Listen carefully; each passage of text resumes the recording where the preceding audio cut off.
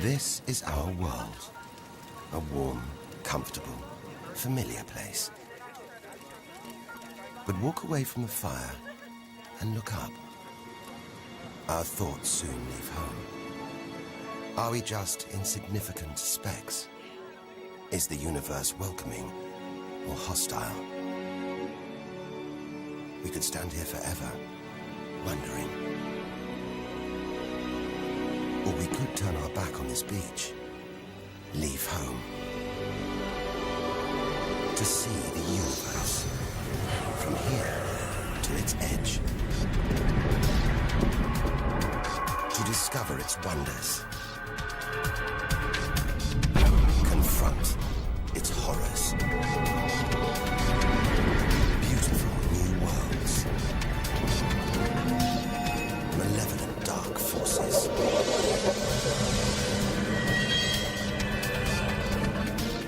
The beginning of time, the end of the world. Would we have the courage to see it through? Or would we run for home? There's only one way to find out.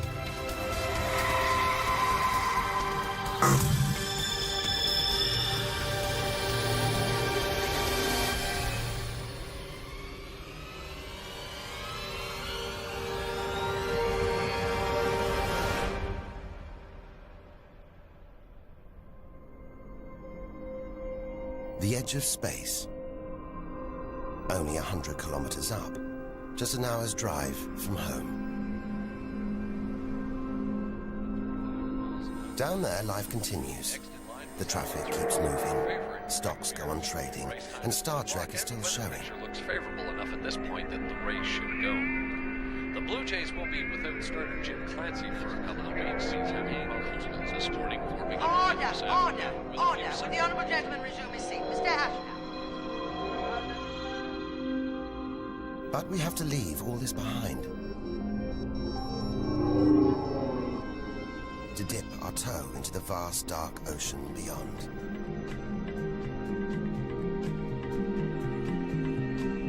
Into the shallows. Not too far from home.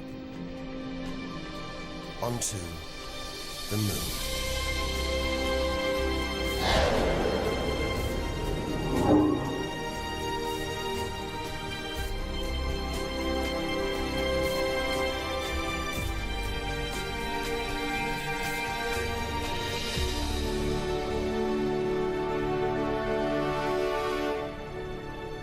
Dozens of astronauts have come this way before us. 12 of them have walked on the moon itself. Just over 400,000 kilometers from home. 3 days in a spacecraft. So close, it's as if we've barely left home. Familiar, safe, within sight of Earth.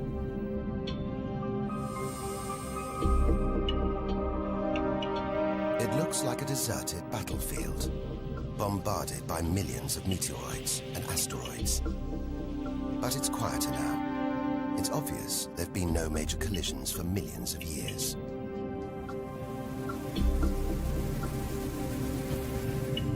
This brings back memories. The Apollo 11 lunar module. Neil Armstrong's first footprints. Looks like they were made yesterday. There's no air to change them. They should survive for millions of years. Maybe longer than us.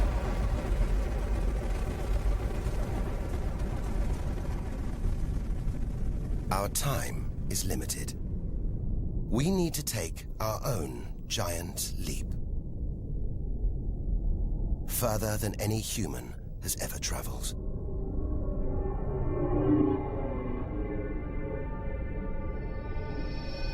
Out of the darkness, a friendly face. The goddess of love. Venus. The morning star. The evening star. Sometimes she welcomes the new day in the east. Others, she says goodnight in the west. The planet's spectacular yellow clouds reflect the sunlight. That's why this is the solar system's brightest planet. A sister to our planet. She's about the same size and gravity as Earth. We should be safe here. But the Venus Express space probe is telling us these dazzling clouds are made of deadly sulfuric acid. That the planet's atmosphere is choked with carbon dioxide. It's ringing alarm bells.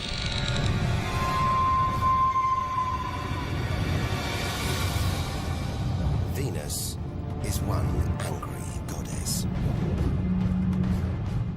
The air is noxious, the pressure unbearable, and it's hot, approaching 500 degrees Celsius. Stay too long, and we'd be corroded, suffocated, crushed, and baked.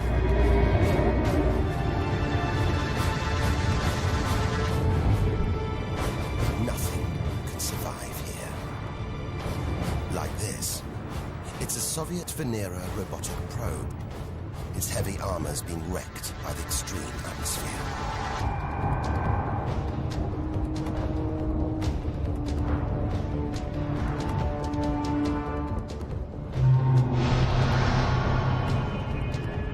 So lovely from Earth, up close, this goddess is hideous.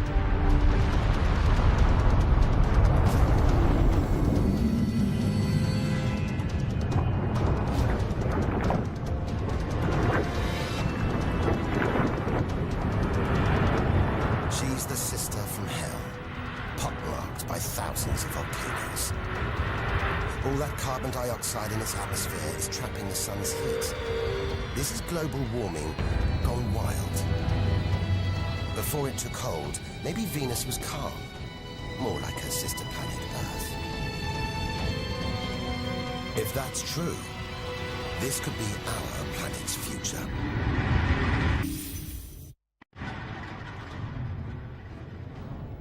Beginning to think we shouldn't be out here, that we should turn back. But there's something hypnotic about the sun. Like Medusa, too terrible to look at, too powerful to resist, luring us onwards. On, like a moth to a flame. Dwarfed by, scorched by the sun, it's Mercury. Get too close to the sun, this is what happens. Temperatures swing wildly here. At night, it's minus 170 degrees. Come midday, it's 400 plus. Burnt, frozen, and look at those scars. A sign that Mercury had a violent past. The Messenger space probe is telling us something strange.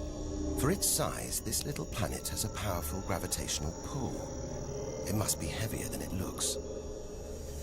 It's like a huge ball of iron, covered with a thin veneer of rock. The core of what was once a much larger planet. Maybe a stray planet slammed into Mercury, blasting away its outer layers in a deadly game of cosmic pinball. Whole planets on the loose, destroying anything in their path, even entire planets. And we're in the middle of it. Vulnerable, exposed, small. Everything is telling us to turn back. But who could defy this? The sun, in all its mesmerizing splendor. Our light, our lives. Everything we do is controlled by the sun. Depends on it. And more than that, it's the Greek god Helios driving his chariot across the sky. The Egyptian god Ra, reborn every day. The summer solstice sun rising at Stonehenge. For millions of years, this was as close as it got to staring into the face of God. 150 million kilometers from home, a 20-year journey by plane. Switch it off, and it's so far away, we wouldn't know about it for a whole 8 minutes. It's so big, you could fit 1 million Earths inside it. So heavy, its gravity controls the entire solar system.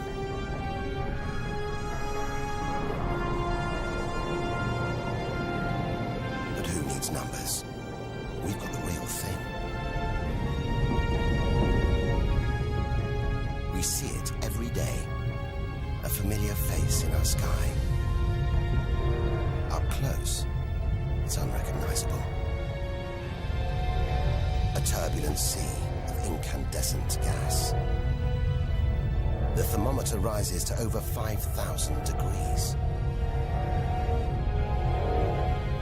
Down in the core, it's got to be tens of millions of degrees.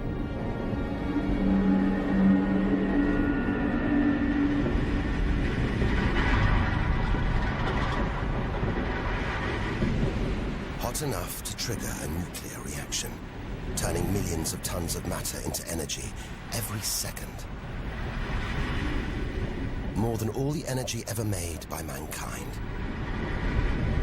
Back home, we see this energy as light, feel it as heat. But up close, there's nothing comforting about the sun. It's so full of electrical and magnetic activity, it's bursting out in these huge incandescent gas loops called prominences. Each one releasing more energy than 10 million volcanoes. You could get the Earth through one of these loops and still have tens of thousands of kilometers to spare.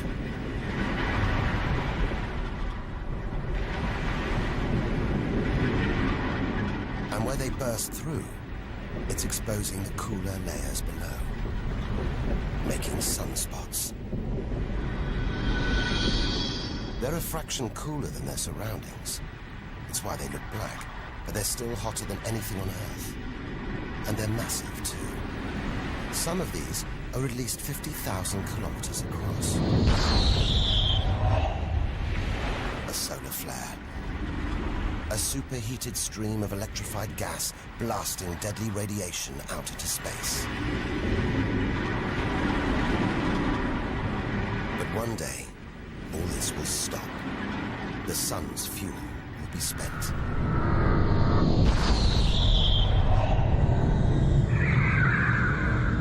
When it dies, that'll be it for the Earth as well. This God creates life and destroys it, demands we keep our distance.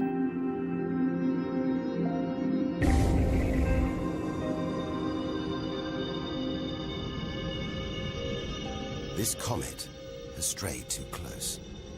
It's being boiled away by the sun's heat, creating a tail that stretches for millions of kilometers.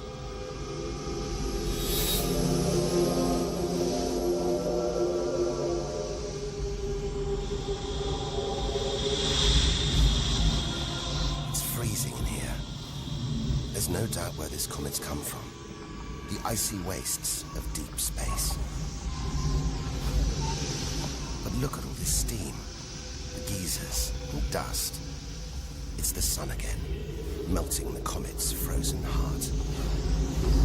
A kind of vast, dirty snowball, covered in grimy tar. Tiny grains of what looks like organic material, preserved on ice since, well, who knows when. Maybe even the beginning of the solar system. Say a comet like this crashed into the young Earth billions of years ago.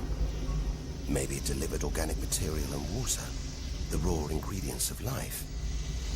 It may have even sown the seeds of life on Earth that evolved into you and me.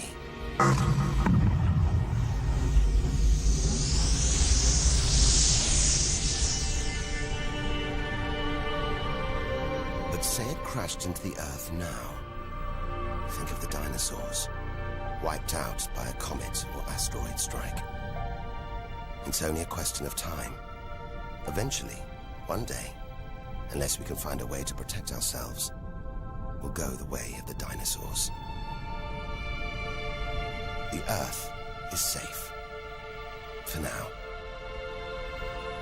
But if life on Earth was obliterated, we'd be stuck out here, homeless, adrift in a hostile universe. We'd need to find another home. Among the millions, billions of planets, there must be one that's not too hot, not too cold, with air, sunlight, water, where, like Goldilocks, we could comfortably live.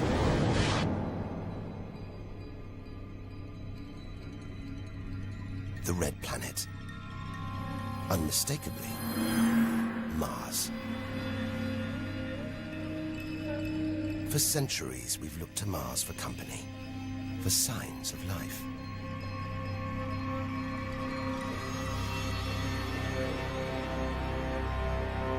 Somewhere down there could be extraterrestrial life.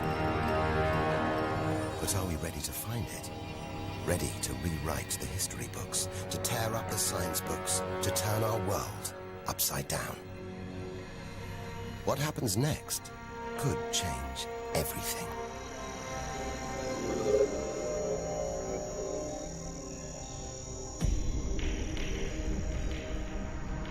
More than any other planet, Mars captures our imagination. Think of sci-fi films, comics. What follows? Martians. It's all just fiction, right? But what if there really is something here? If there is, it's living on a dead planet. The processes that make Earth habitable shut down hundreds of millions of years ago here. Red and dead. Mars is a giant fossil.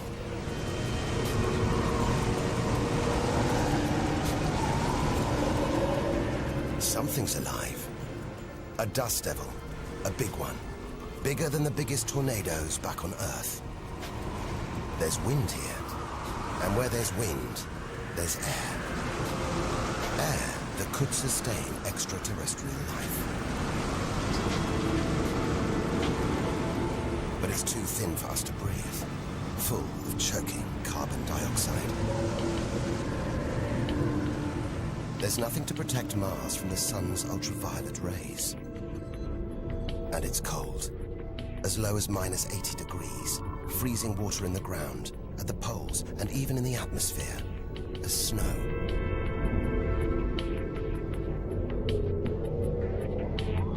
It's hard to believe anything could live here. But on Earth, there are creatures that survive in extreme cold, heat, and even in the deepest ocean trenches. It's as though life is a virus. It adapts, spreads. Maybe we're carrying the virus of life across the universe right now. Even in the most extreme conditions, life usually finds a way. But on a dead planet, with no geological activity to replenish the minerals and nutrients in its soil, no heat to melt its frozen water, and all this dust, it's hard to see where we're going.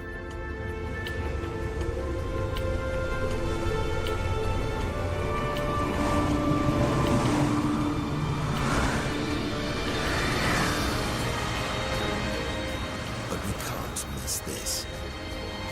Olympus Mons, a vast, ancient volcano. 3 times higher than Everest. So wide, it would stretch almost all the way across Spain. Since its discovery in the 1970s, it's been declared extinct.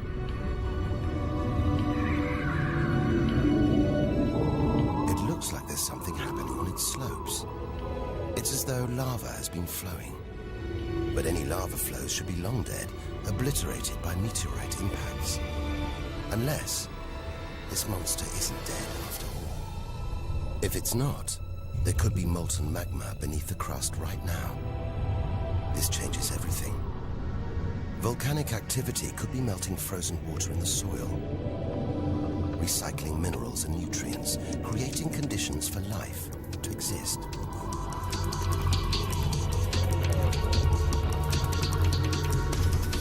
This makes the Grand Canyon look like a crack in the pavement. It goes on and on. So far, it would stretch all the way across North America. But look, signs of activity, erosion, and what looks like dried up riverbeds on the canyon floor. Maybe volcanic activity melted ice in the soil, sending water flowing through this vast canyon. Activity that we now know could still be melting ice, creating water. And where there's water, there could be life. If we can find running water, there's a chance we could find living creatures. Trundling across this desolate landscape, the NASA rover Opportunity. It's finding evidence that these barren plains were once ancient lakes or oceans that could have harbored life.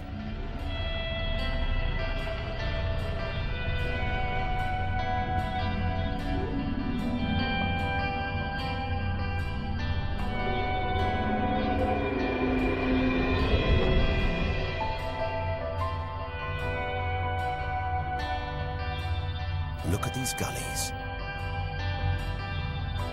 When probes orbiting Mars pass over them, they keep spotting new ones.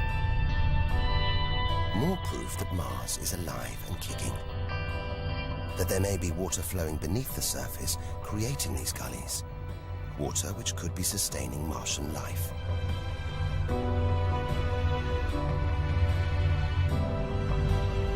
Now all we have to do is find it. Unless we've already found it. Not on Mars, but on Earth. There's one theory that has life starting here before moving to Earth. The idea is that an asteroid impact blasted fragments of Mars, complete with tiny microbes, out into space and onto the young Earth, where they sowed the seeds of life itself. No wonder we find Mars fascinating.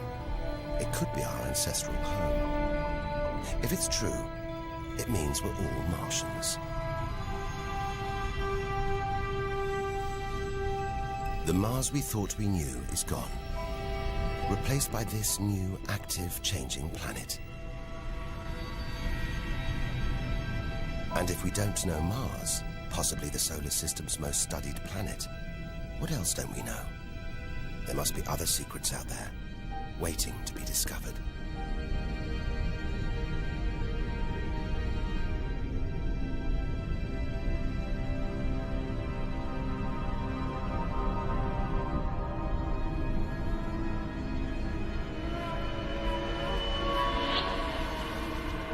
This is getting scary. It's like being inside a giant computer game.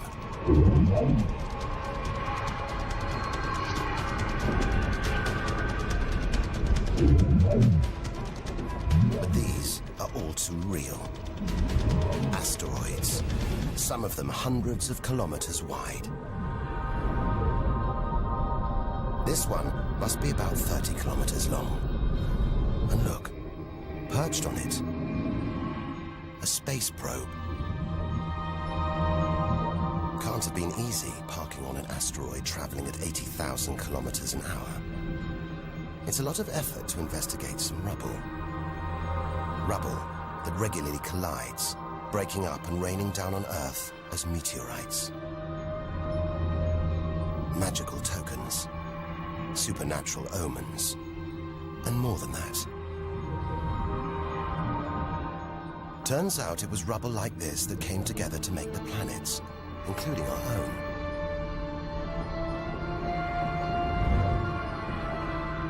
So by dating the meteorites we find on Earth, we know the planets were born 4.5 billion years ago.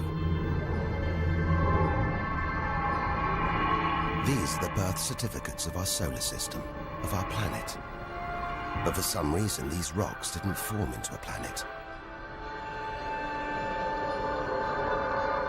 Something must have stopped them. Something powerful.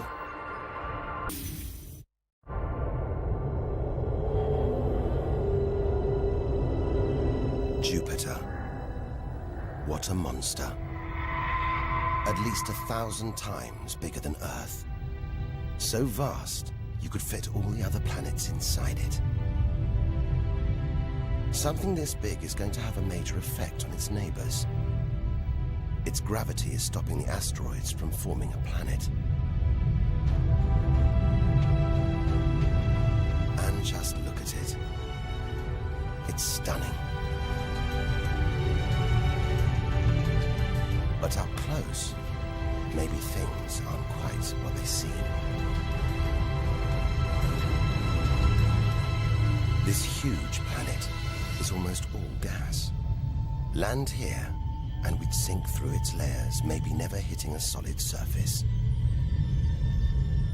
And Jupiter's good looks, the product of extreme violence. It's spinning at a huge rate, whipping up winds to hundreds of kilometers an hour, contorting the clouds into stripes, eddies, whirlpools. And this, the legendary Great Red Spot. The biggest, most violent storm in the solar system. At least 3 times the size of Earth. It's been raging for over 300 years.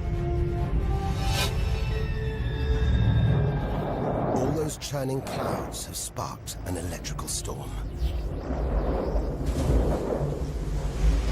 Just one bolt is 10,000 times more intense than any at home.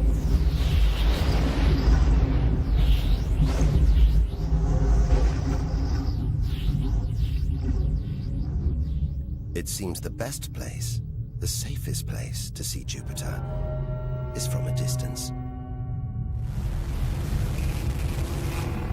That's just beautiful, dancing round the poles like the aurora back home.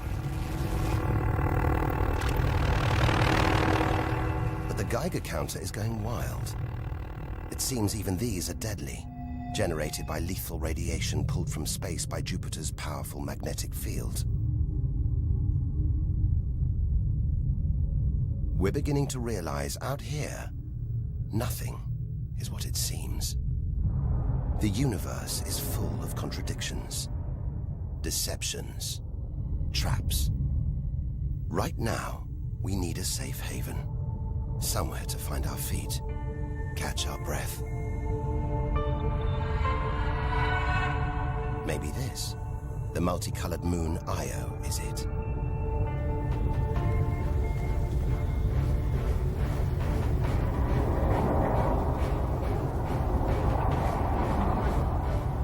Those pretty colors, a molten rock, sulfur, volcanoes, spewing burning hot ash and sulfur hundreds of kilometers into the air. This is no safe haven. This is the most volatile place we've seen since the sun. Our magical journey to the edge of the universe is turning into a desperate flight. We've got to keep believing, hoping that amidst the dangers, there are wonders waiting to be discovered.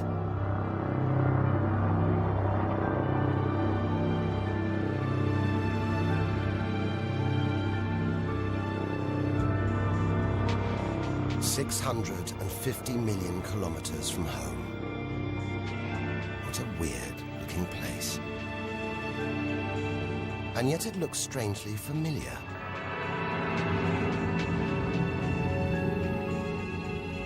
A bit like the Arctic with all that ice. All those ridges and cracks.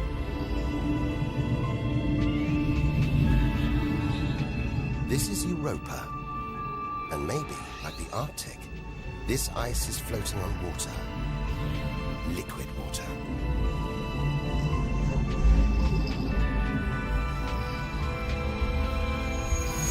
It's an intriguing thought. But we're 800 million kilometers from the sun. Surely Europa is frozen solid.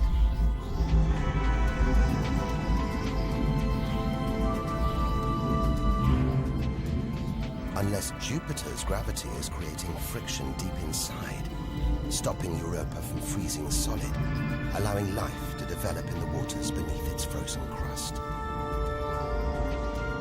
We might be meters away from aliens.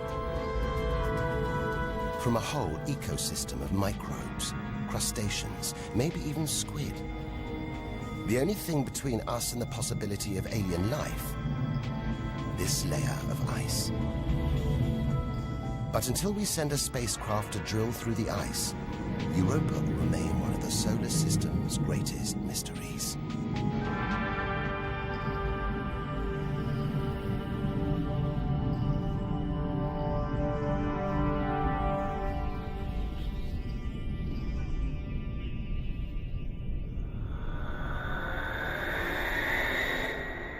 It's captivated our imaginations, haunted our dreams. And here it is, spinning before our eyes. Saturn, the jewel in the solar system's crown. Seeing it makes everything we've experienced worthwhile. There's something magical about Saturn. A giant ball of gas, so light it would float on water. Its spectacular rings would stretch almost from Earth to the Moon, but they're just a few hundred meters deep. That's the Cassini orbiter. It's picking up ghostly radio emissions, probably generated by auroras around Saturn's poles. This is the real music of the spheres. And Cassini is telling us these rings are probably all that's left of a moon shattered by Saturn's gravitational pull. Incomparable beauty from total destruction.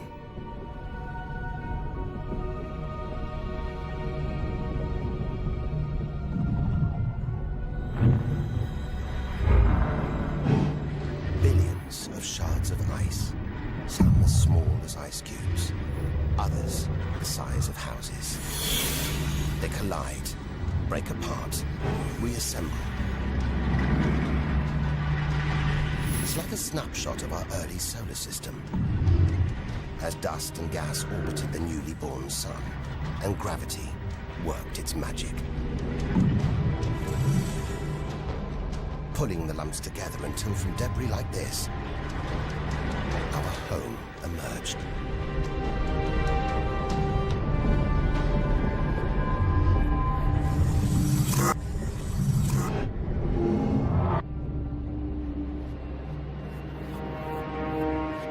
We could stay here forever, gazing at Saturn's seductive allure. But we have to drag ourselves away. We've got so much further to go, so much more to learn. Which isn't easy when the largest object in sight is this moon, wrapped in thick clouds. Titan.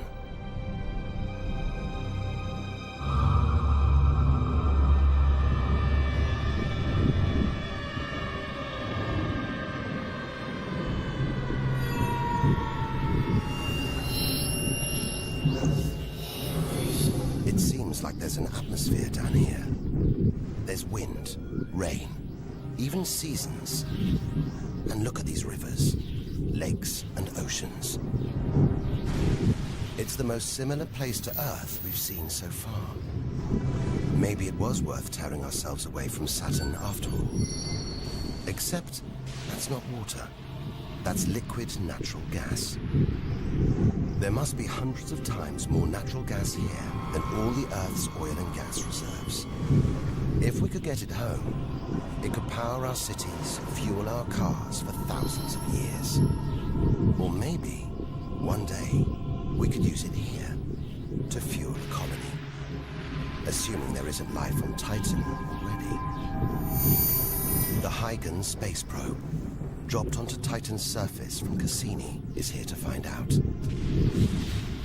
It's telling us there are organic materials in the soil, but it's so cold, minus 180 degrees.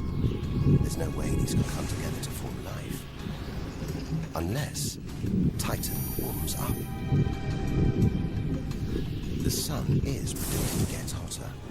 When it does, maybe life will spring up here, just like it did on Earth billions of years ago. As the Earth gets too hot for us, maybe we'll move to Titan. One day we might call this distant place home.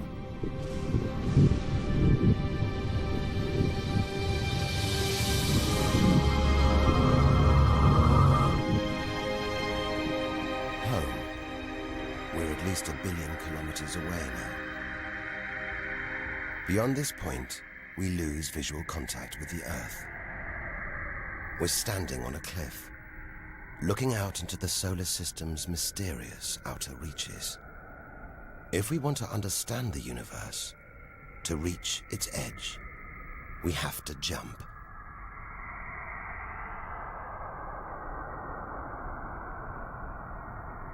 Unseen from Earth, unknown for most of history, we're in the solar system's outer reaches. It's like diving down into the deep ocean.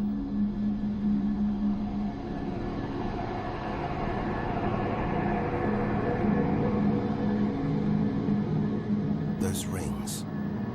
It looks like Uranus has been tilted off its axis, toppled over by a stray planet.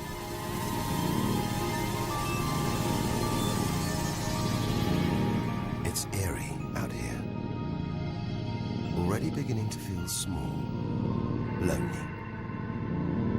Maybe this is how we'll feel, what we'll find at the edge of the universe. But we've barely left the shore. Shrink the Earth down to the size of a pea. We've traveled less than 2 kilometers. But to reach the edge of the solar system, we've got to travel another 20,000 kilometers. Out of the deep, another strange beast. The god of the sea, Neptune. This giant is swathed in methane gas. And look, a storm the size of Earth, whipped up by savage 1,500 kilometer-an-hour winds. Back home, it's the sun that drives the wind, but Neptune's too far away. Something else must be creating these ferocious winds, but nobody knows what. Our solar system is huge. It's alarming how little we really know about it.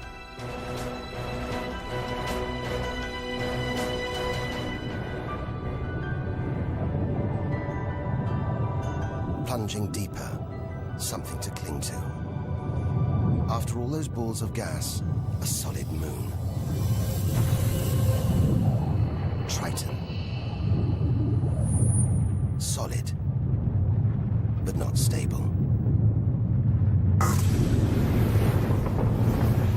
Just look at these geysers, cosmic chimneys pumping out strange soot.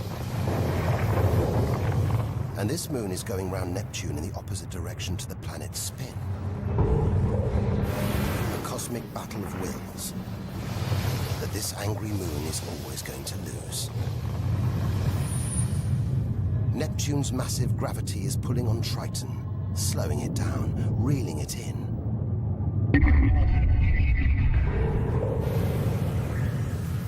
One day, it'll be ripped apart by Neptune. And that's it.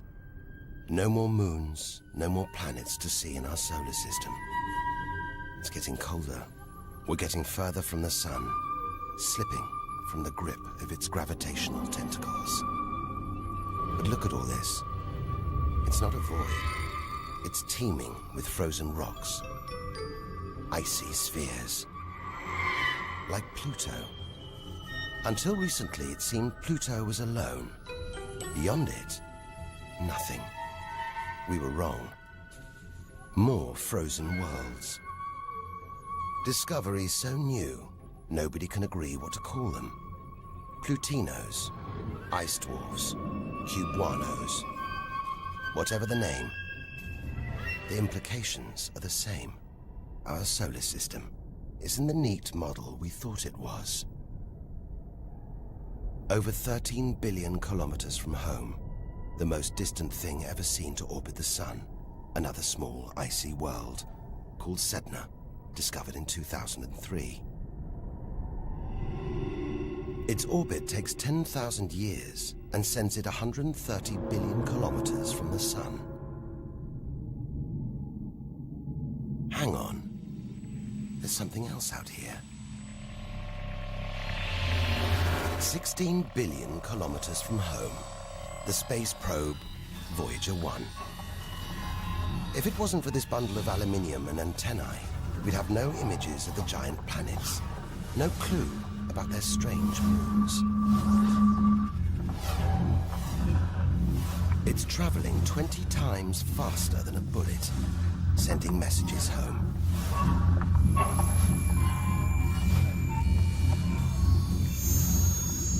And look, on its side, that gold panel, a kind of intergalactic message in a bottle. There's a greeting recorded in different languages. Hola y saludos a todos. And a map showing how to find our solar system. But if you're in the jungle, is it wise to call out? Anyone, anything could hear our call, find out where we live, and come knocking. Friendly or not. A cloud of cosmic icebergs stretching for what seems like forever. They look like the comet we saw earlier. Maybe it started life out here, until something dislodged it, sending it towards the Sun, just like the comets that may have planted life on Earth billions of years ago. And seeing all this ice, maybe they carried water to Earth too. It's an astonishing thought. The water in the oceans, in your coffee, even in your body, all from this distant celestial ice machine.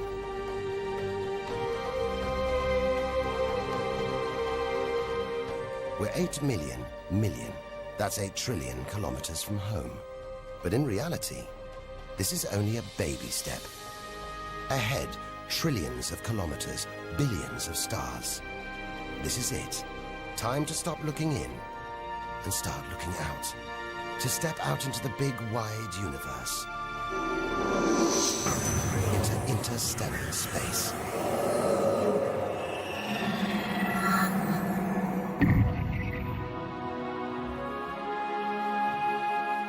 Interstellar space. Far beyond our solar system. What a view. Billions of stars like our own sun, many with planets, many of those with moons.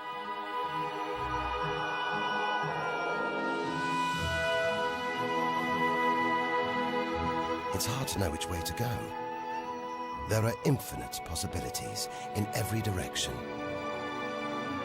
Whichever way, we're going to need a serious burst of acceleration.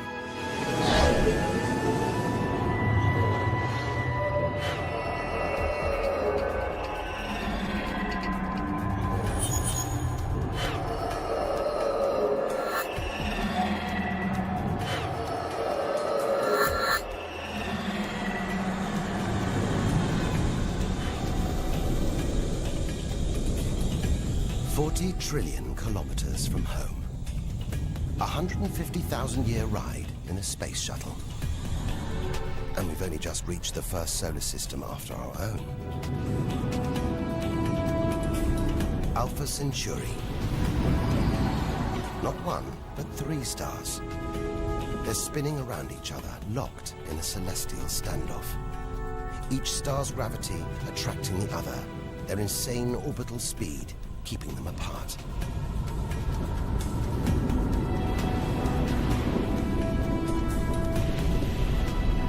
Get between them, and we could be flung into the face of one of these stars. Vaporized, trillions of kilometers from home. So far, the kilometers are becoming meaningless. we're going to have to talk in light years. A beam of light takes 1 year to travel 10 trillion kilometers. So 40 trillion kilometers is 4 light years from home. It's crazy. Distances so vast, they're almost beyond comprehension.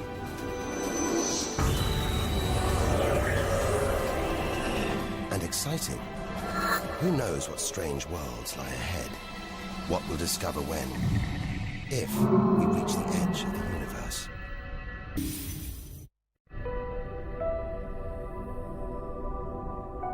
"10 light years from Earth, the star Epsilon Eridani. What spectacular rings of dust and ice, and somewhere in there, planets forming out of the debris, being born before our eyes.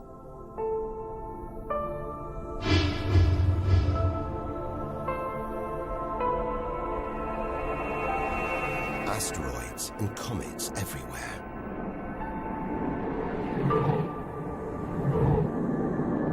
We could almost be looking at our own solar system, billions of years ago, with comets delivering organic molecules, water to these young planets, kick-starting life, just as they may have done on Earth.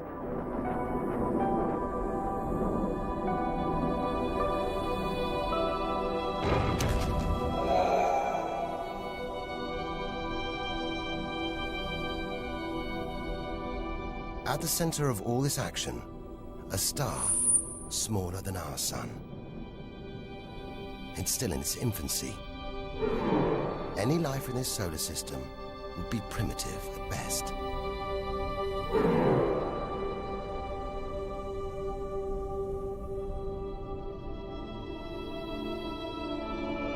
There must be more mature, developed solar systems out here. But finding them is like looking for a needle in a cosmic haystack.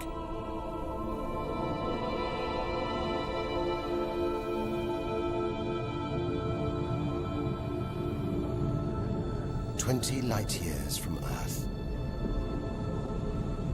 Star Gliese 581.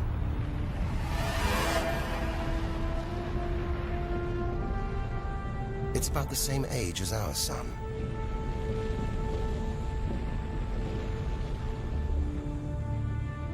And orbiting it, this planet.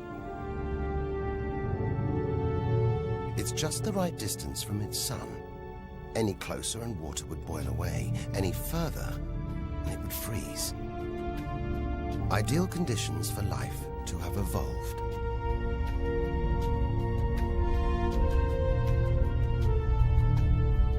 And if comets have struck, delivering water and organic materials, then life, complex beings like us, even civilizations like our own, could be down there, right now. And if there are, even at this distance, they could be tuning into our TV signals, watching shows from 20 years ago. And here's your host, Joe Jackman. But until future generations can find a way of communicating over these vast distances, all we can do is speculate. Us and them, living parallel lives, unaware of each other's existence. Unless life has been and gone.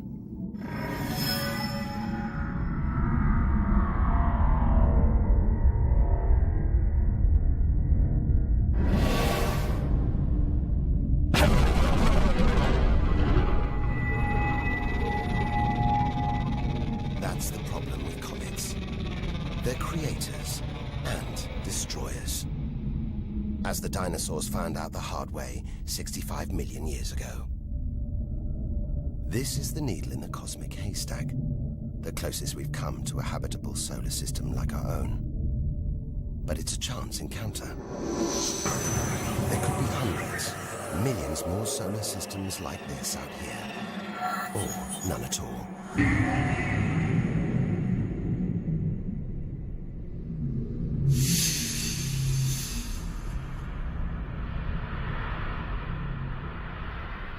This is vast. And look, It's the planet Bellerophon.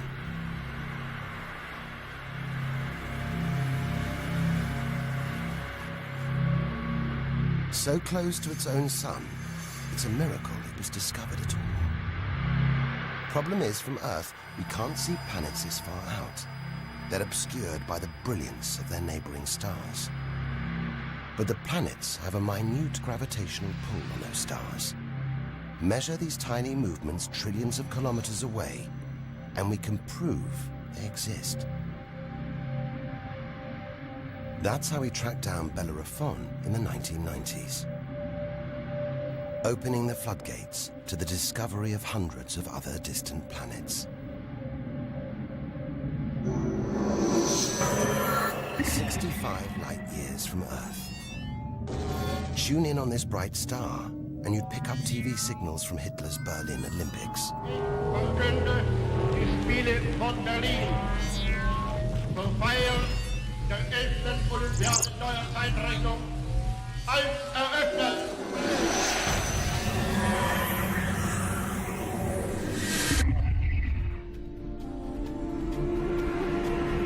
Twin stars. It's Algol, the demon star, feared since ancient times on account of its sinister behavior. From Earth, it appears to blink as one star passes in front of the other. Up close, it's even stranger. One star has expanded into the gravitational pull of the other. It's being sucked towards it. Almost 100 light years from home. Listen. One of the first ever radio broadcasts. Just a faint whisper. We'd appreciate it if anyone hearing this broadcast would communicate with us. We are very anxious to know how far the broadcast is reaching. And then silence. From here on out, it's as if Earth never existed. Any aliens living beyond here will have no idea we're there. It feels like a lifetime ago we stood on that beach, looking up at the sky, wondering where and how we fitted in. It's time to appreciate the wonders we're seeing, not just for what they tell us about our own world. It's what they can tell us about the whole universe, its past and its future.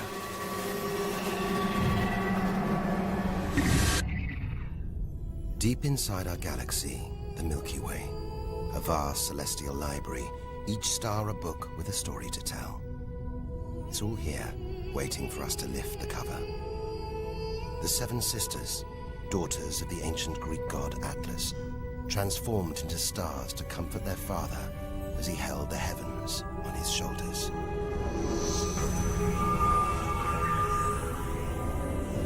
And this giant, Betelgeuse.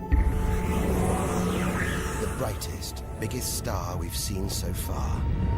It's got to be at least 600 times wider than our own sun.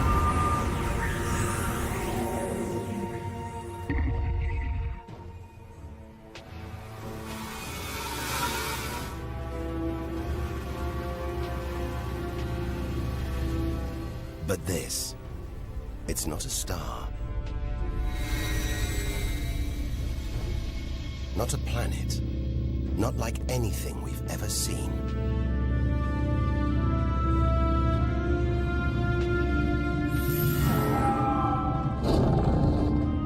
A ghostly spectre, more than 1,300 light years from Earth.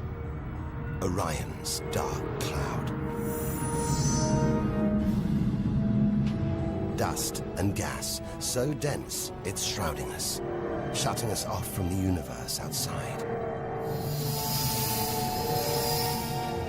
There, deep inside, a ball of light, pulling the dust and gas towards it, heating up, merging into a ball of burning, hot gas. Like a star, like our sun, in miniature. It's millions of degrees inside it. So hot, it's beginning to trigger nuclear reactions, the kind that keep our sun shining. Making energy, radiation, light. A star is being born.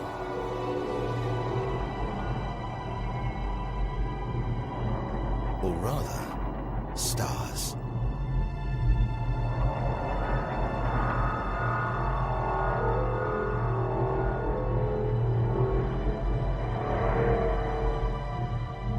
Orion's dark cloud is a vast star factory.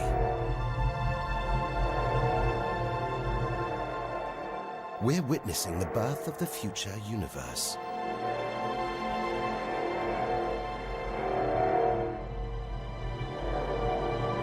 We've come to expect hostile horrors, but we're discovering one of the universe's greatest creative wonders: star birth.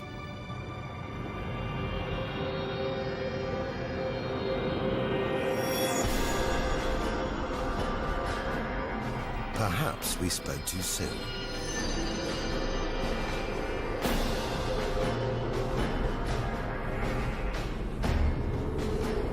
Jets of gas, exploding outwards at 200,000 kilometers an hour,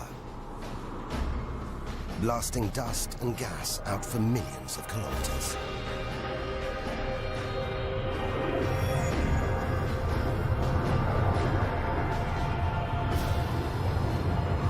It's unbelievably violent, but look at the results.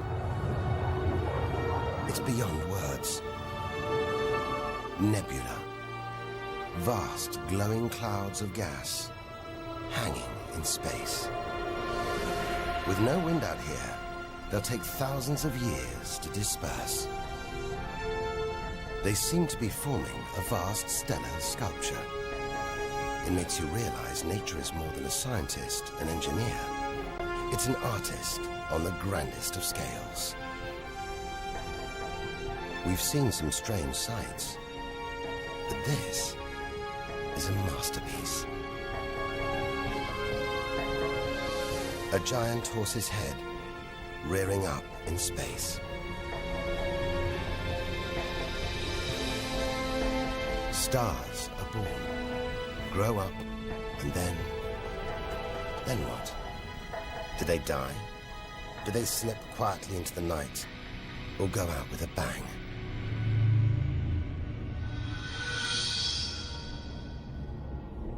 Somewhere between here and the edge of the universe lies the answer. Nearly 4,000 light-years further, luminous clouds suspended in space, encircling what was once a star like our own sun. All that's left of it are these brightly colored gases. Elements formed by nuclear fusion deep inside the star, released into space on its death. Green and violet, hydrogen and helium, the raw materials of the universe. Red and blue, nitrogen and oxygen, the building blocks of life on Earth. For us to live, stars like this had to die. The oxygen in our lungs, the nitrogen in our DNA, it was all produced by nuclear fusion in stars that died long before the Earth was even born. We are made of stellar nuclear waste. Our family tree begins here.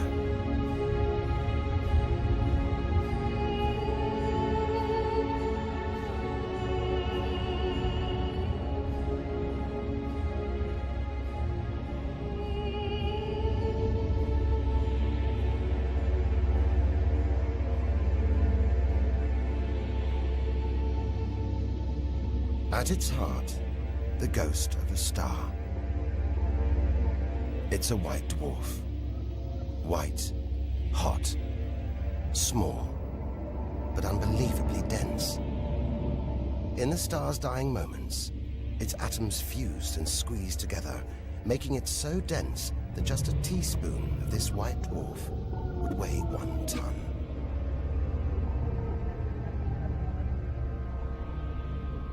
It's a chilling premonition of our sun's fate. 6 billion years from now, it'll become a white dwarf. Its death will herald the end of life on Earth. It makes you wonder how many other worlds have been and gone. Stories left untold, celestial books, lost forever.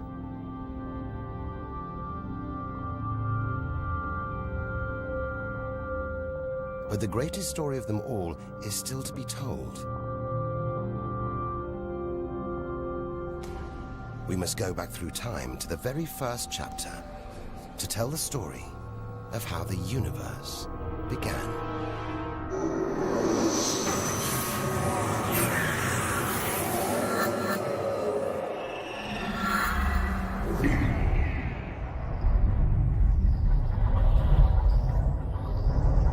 The scattered remains of a dead star. A nebula, the Crab Nebula. We're 6,000 light years from home, deep inside a stellar graveyard. We've learned so much, seen things we'd never have believed possible. Now, sights like this, wonders once beyond imagination, we take in our stride. We're ready. Ready to face whatever lies ahead. Determined to reach the edge of the universe. It looks dead, but maybe this is just the calm after the storm. After a massive explosion. Powerful enough to turn a huge star into a cloud of dust and gas. A supernova.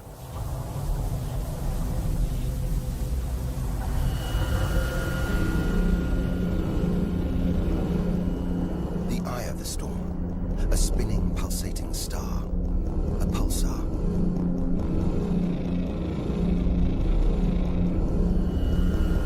Gravity must have squeezed the giant star's core down to this.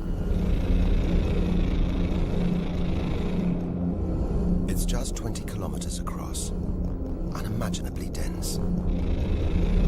One pinhead of this would weigh hundreds, maybe millions of tons. As it shrank, like a figure skater spinning on the spot, arms outstretched, then pulling them in, it began to spin faster. Two beams of light, energy, radiation, spinning 30 times a second, powering the huge cloud of dust and gas. There's so much radiation here, more even than on the sun.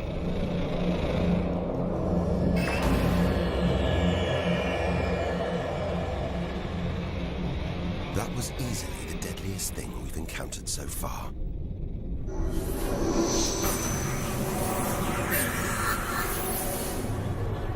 Once, it would have terrified us. But now we realize that without the dangers, there'd be no wonders. Without the nightmares, there'd be no dreams.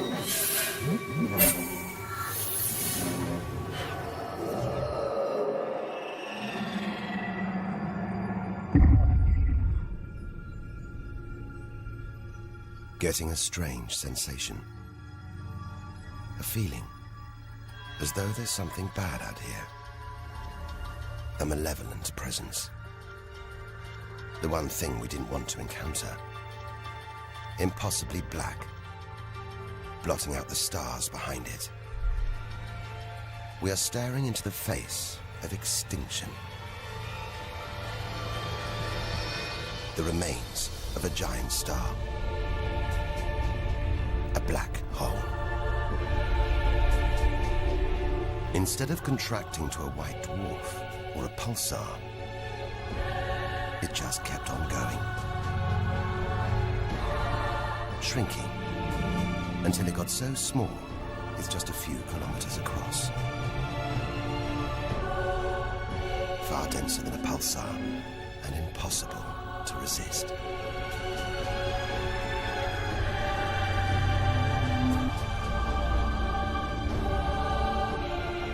Stray too close, and there's no turning back.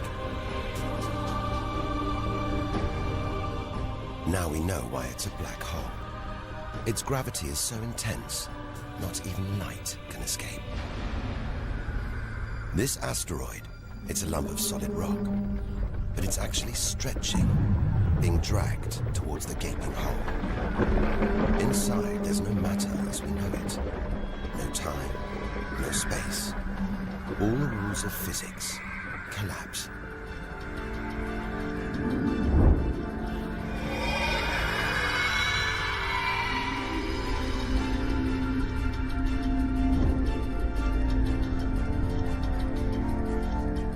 The asteroid is gone.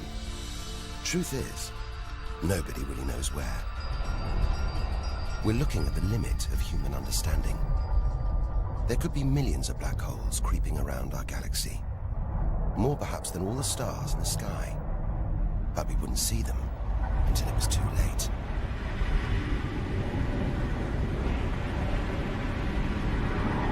Like this star, spiraling, disappearing down an invisible plug hole.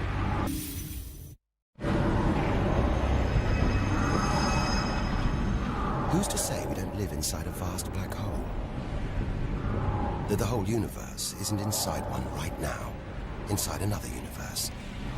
Think about it for too long, and your mind reels. Sometimes it feels like the more we see, the less we know. But we do know our galaxy is more complex and more dangerous than we ever imagined. And we're still in our own galaxy, the Milky Way. The vastness of the universe beyond still lies ahead. The wonders, the dangers, the secrets, they're out there. But first, we've got to find a way out of the Milky Way.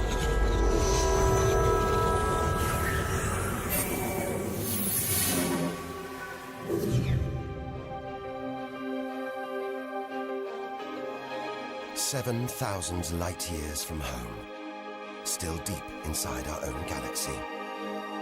It's as though we're in a forest thick with trees, each so beautiful, so fascinating. It's impossible to look beyond, to see the bigger picture. We have to find a way through, reach the clearing at the galaxy's edge. Only then can we begin to understand where it and we all began.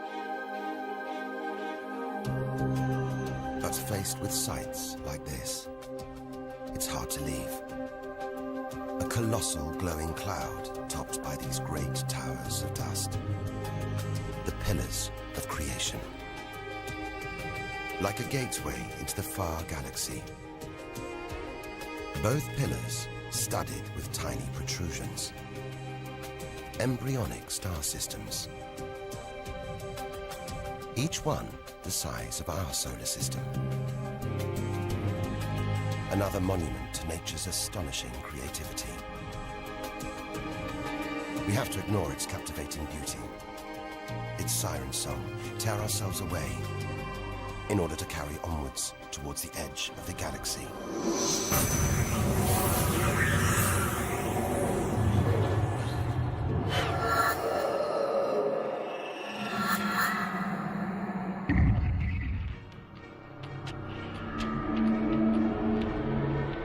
Dazzled by the Milky Way's beauty, we've been blinded to its terrors and strayed into a cosmic minefield. Like an explosion in slow motion, giant clouds of gas are bursting out of this star. A massive star, millions of times brighter than our sun. It's going into meltdown. The fuel that sustains it is running out. The nuclear reactions that power it winding down. We're watching its death throes. Eventually, the core will implode. The result, a new black hole.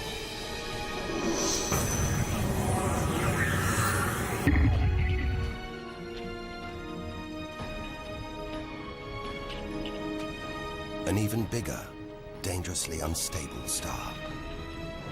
But this one's about to explode.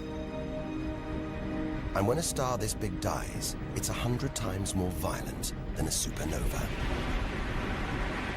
Somehow we've stumbled into the most violent star death imaginable. A hypernova.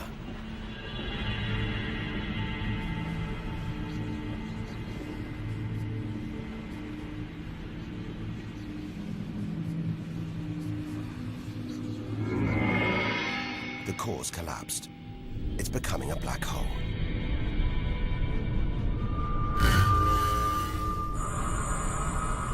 And that's the shockwave, surging through the star, ripping its outer layers into space.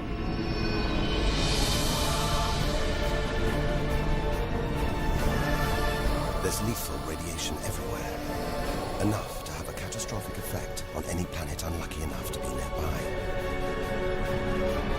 When virtually every species on Earth was wiped out 450 million years ago, the culprit may have been one of these. Deadly hypernovas, frozen comets, scorched planets, white dwarfs, red giants, Earth. Tiny drops in a vast pool of white light. Our home galaxy, the Milky Way. We want to know where we fit in. Here's our answer.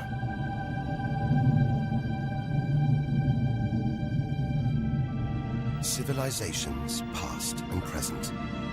Everyone that's ever lived. The smallest bug, the highest mountain. All of it. Invisible. Not even a tiny speck.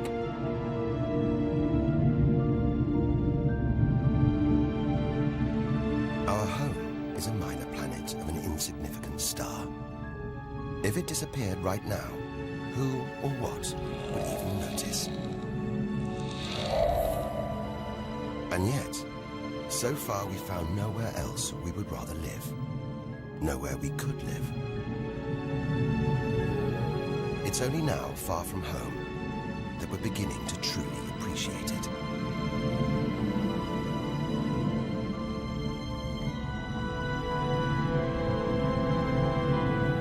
Look at all these stars.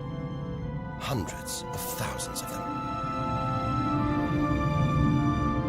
Surely one of these, more than one, must be capable of supporting life.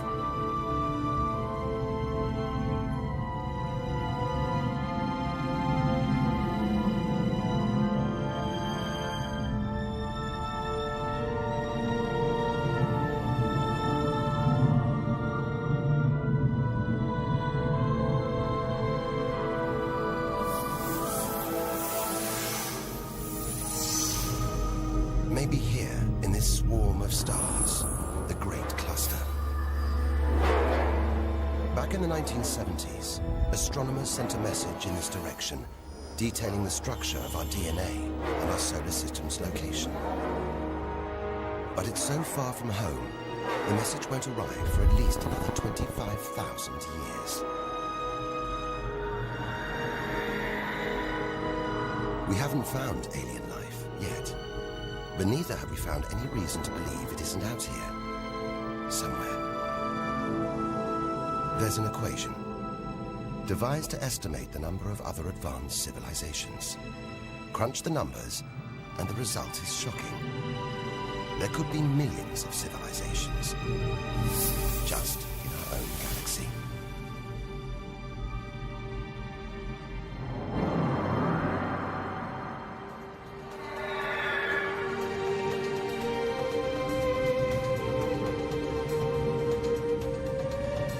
Everything we have seen so far is inside the Milky Way. Now here's our chance to see other galaxies, to glimpse the even bigger picture, and perhaps to answer the ultimate question: where does all this come from? We are now ready to leave our solar system, our galaxy, and enter intergalactic space.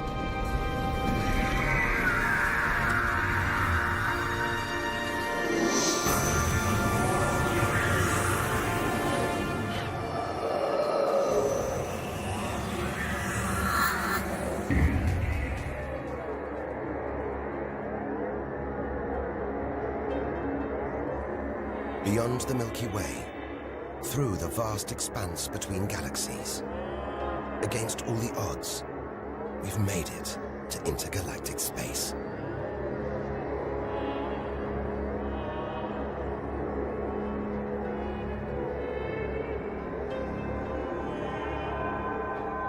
Out here, there's no horizon in sight.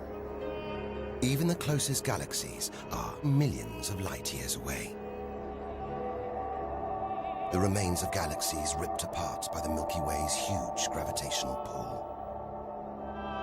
Scattered through, nothing.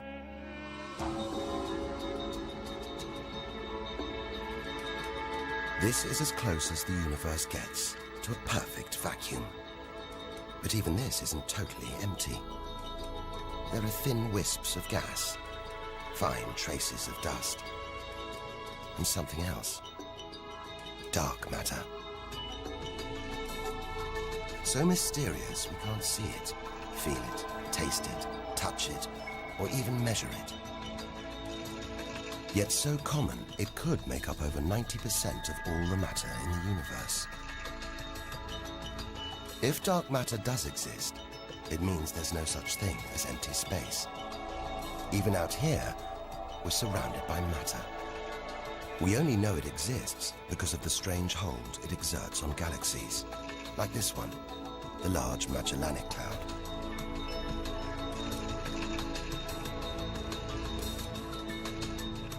More than 6 billion years in today's fastest spacecraft, 160,000 light years from the Milky Way, at the edge of its gravitational reach.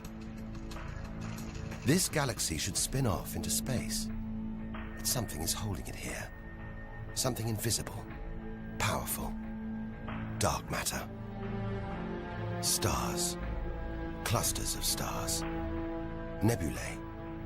It's a vast astronomical treasure house.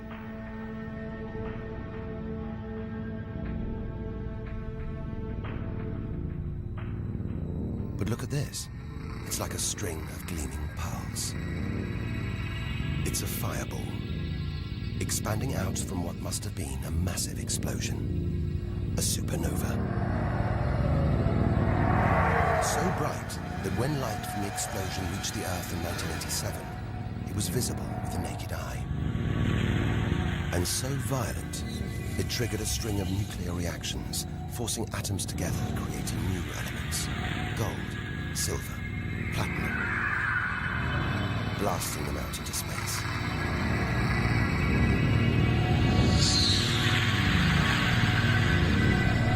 The gold in the ring on your finger was forged in a massive supernova like this, trillions of kilometers away, billions of years ago. Before we left home, the universe seemed separate.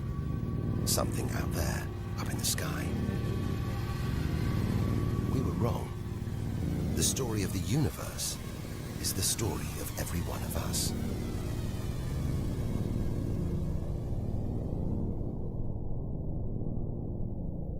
It's comforting to remember as we venture through this abyss. Further and further.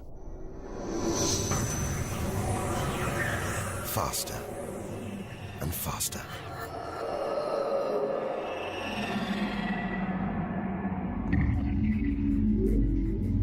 The Andromeda Galaxy, 2.5 million light years away. It's moving through space at nearly 1 million kilometers an hour. Everything in space is moving apart like shrapnel from an explosion. We're seeing this galaxy as it was when our ape-like ancestors first walked across the African plains.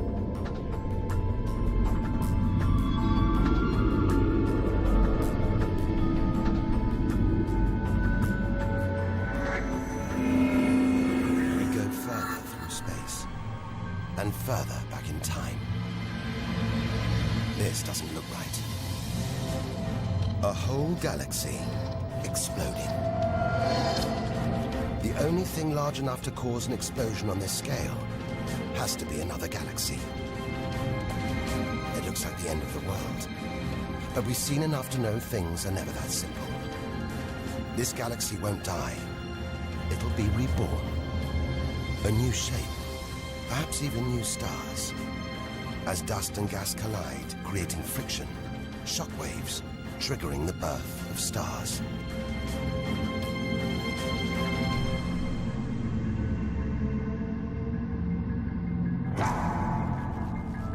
There's order in this chaos, a pattern behind the infinite variety, an endless cycle of birth and death, creation and destruction. It's a pattern woven through the vast fabric of space that binds each of these galaxies. There are billions of galaxies in the universe, each with billions, even trillions of stars. Possibly more stars than there are grains of sand on all the beaches on Earth. And all of these are just the stars that exist now. What about the stars that have been and gone? All the stars being born, yet to be born. We're finally beginning to see the big picture, and it's grander than we ever imagined. This galaxy, the huge pinwheel galaxy, is so far from Earth that if we send a message home now, it'll take 27 million years to get there. Who knows whether our species, our planet, will still be around to receive it? Most likely not.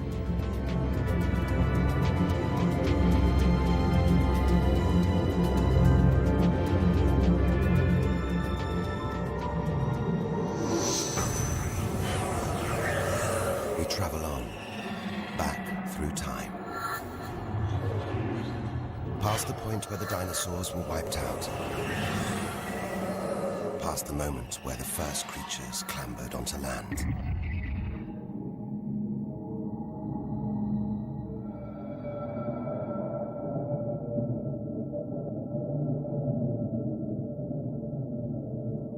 "2 billion light years from home, closing in on the edge of the universe, going back to the beginning of time." This isn't a galaxy. It's brighter than hundreds of galaxies put together. A blinding beam of energy bursting out for trillions of kilometers. Something this big, this bright, must be incredibly powerful. Experience tells us out here, power equals danger.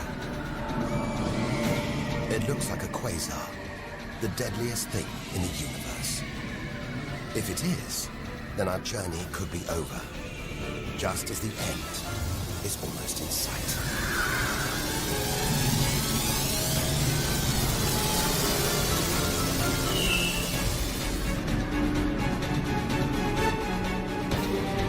The deadliest, most powerful thing in the universe. A quasar. A swirling cauldron of super-hot gas, brighter than hundreds of galaxies.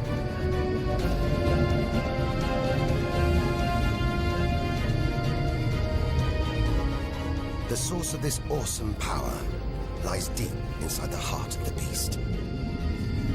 A heart of darkness, a supermassive black hole as heavy as 1 billion suns.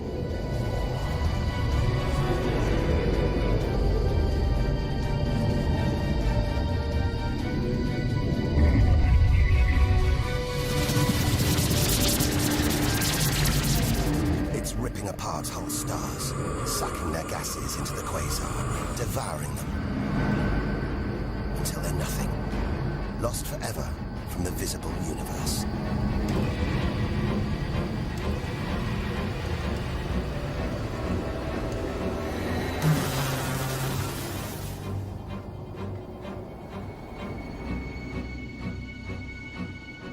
We've seen the worst the universe can throw at us.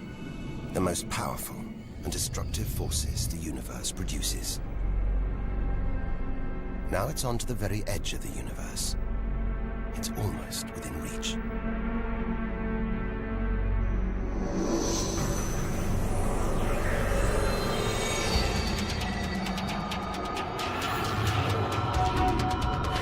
We'll need to go further, go faster if we're to cross the final reaches of the known universe.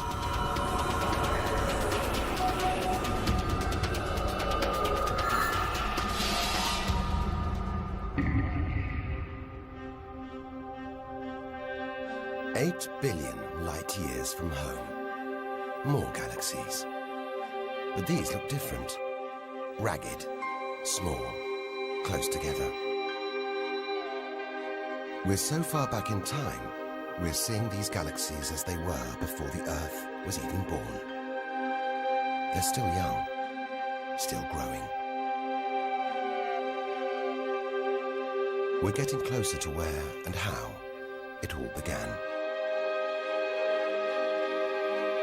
12 billion years ago.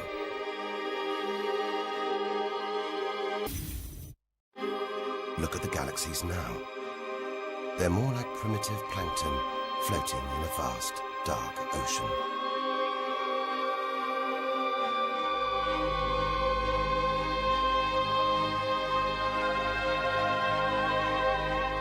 It's magical.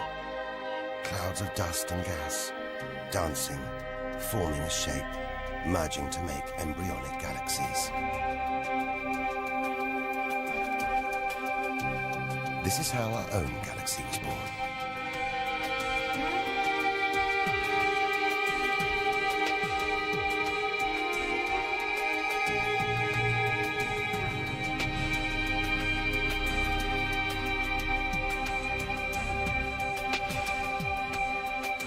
They're disappearing. We've gone back before the stars were born. Into a cosmic dark age. And before that, light.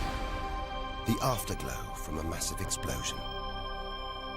The explosion which created the known universe.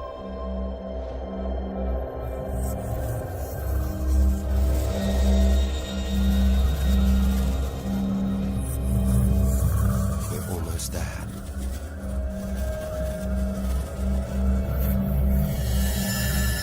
This is it. We've made it. The edge of the universe. 130 billion trillion kilometers from home. 13.5 billion years ago.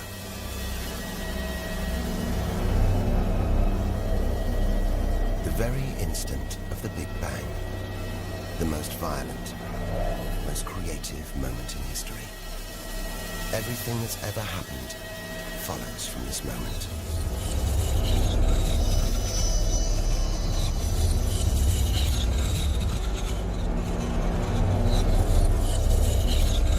Every religion, every culture has pondered it.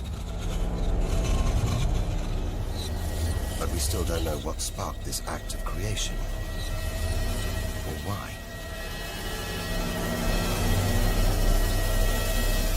This is where our journey ends, and the universe begins.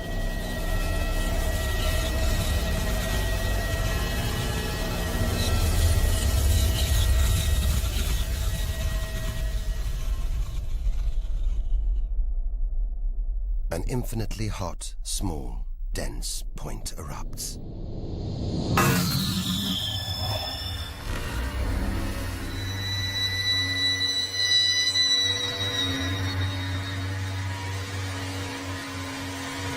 Creating space, time, matter, our universe itself. First, it's the size of a subatomic particle. The tiniest fraction of a second later, it's big enough to hold in the palm of your hand. Moments later, it's the size of the Earth.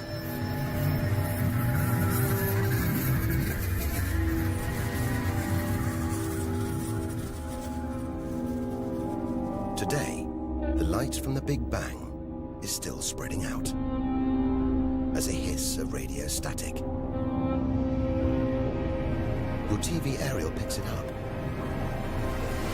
You can see it as static on an untuned TV.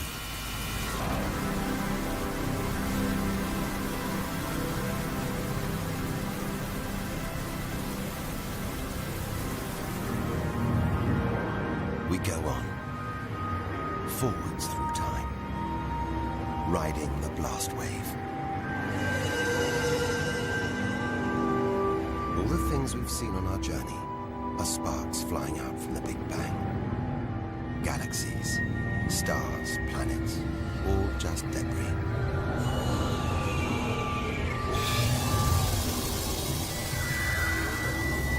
Back through our galaxy.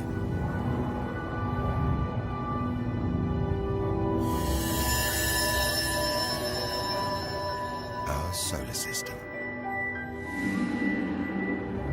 Until we reach another cooling cinder, swirling in the afterglow of the Big Bang. The Earth.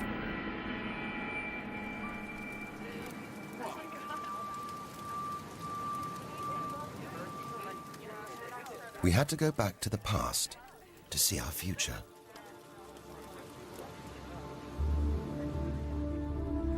Three billion years from now, the vast Andromeda galaxy smashes into our own. A new galaxy is born. The sun and planets survive, but they've been thrown into a huge looping orbit around the new galaxy. The sun is becoming a red giant, swallowing up Mercury and Venus, scorching our planet's surface, destroying all life on Earth.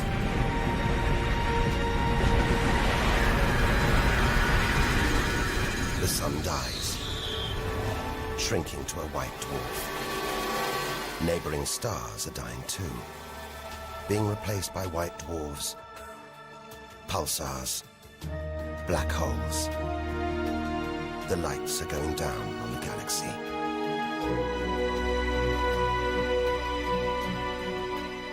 Since the Big Bang, the universe has been fading, dying, not with a bang, but with a long, drawn-out whimper.